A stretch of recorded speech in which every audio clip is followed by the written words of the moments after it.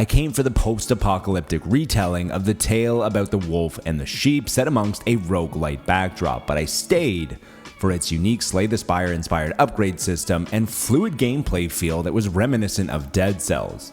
Just like those two games, Ovis Loop is a joy to play, and it's very hard to put down.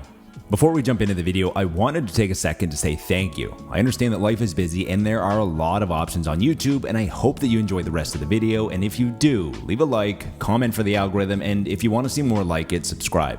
Ovis Loop is an action roguelite created by a small 3-person team that, on the surface, appears to be heavily influenced by Dead Cells. Despite surface similarities such as the fluid gameplay and the highly detailed pixel art, the original intent when development started was to create Slay the Spire, but from a fast-paced action gameplay perspective. In Ovis Loop, you play as Omega, a test subject sheep which is classified under the scientific genus Ovis, which has bonded with a robot consciousness to become one unstoppable killing machine.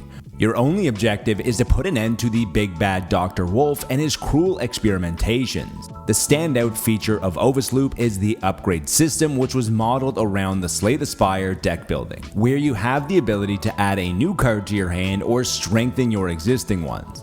Abilities in Ovis Loop work in a very similar manner, as you have the choice to select a new ability or augment the one that you already have equipped. If you choose to augment the one that you have equipped, you will need to decide if you want to add it as a passive or active skill such as a combo to augment this ability. This upgrade system not only rewards experimentation, but it also negates a lot of bad luck that can be associated with rogues, as you now have a multitude of ways to apply your rewards. The Slay the Spire influence is nowhere more evident than by how the map works, where you are shown the map of each stage prior to the journey, and at each stop along the way you will have an option to choose between 2 to 3 potential paths, depending on what you need or how risky you are feeling. Each stop on this journey can take a few minutes to battle all the foes and reap the rewards, and at the end of each section is a major boss with potential mini-bosses along the way. Throughout this journey, you will uncover fragmented documents and data which will help you slowly piece together what has happened in a very satisfying manner.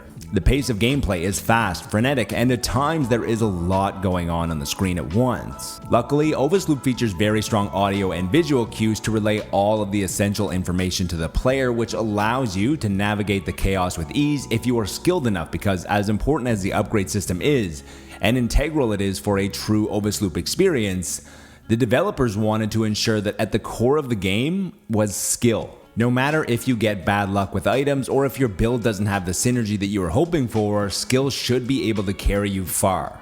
This is in large part thanks to the audio and visual cues, but also the gameplay feel. Combat is nicely weighted, fluid, and highly responsive. Rolling allows you to dodge all damage except for a few heavy attacks, and animations can be cancelled, allowing for a higher level of precision. Ovis Loop is launching into early access, but from a position of strength, which is beginning with a solid foundation.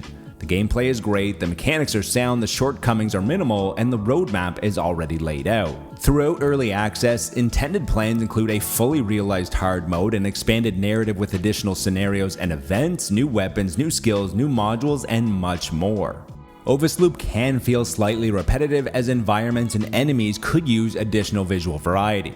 However, the biggest issue at the moment is the UI and the UX. The upgrade mechanic is very unique, as you can either add a new skill or use your reward to upgrade an existing one, but there are a lot of slots on each abilities, plus all of the slots that you have on the weapon, and it's always a little unclear what the outcome might be.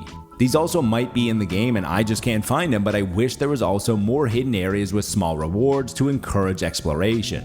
The intent with Ovis Loop was to create an experience that captured the feeling of Slay the Spire, but from an action gameplay perspective. Not only did Ovis Loop capture the mechanics of Slay the Spire and the gameplay of Dead Cells, but it also supersedes them with a highly engaging narrative with a post-apocalyptic tale of the wolf and the sheep. Beginning with a very strong early access period, Dead Cells grew beyond the wildest dreams of the creators, and Ovis Loop has strong potential to do the same. That's all for today, but until next time, be good to your fellow gamer, but more importantly, be better to your fellow human.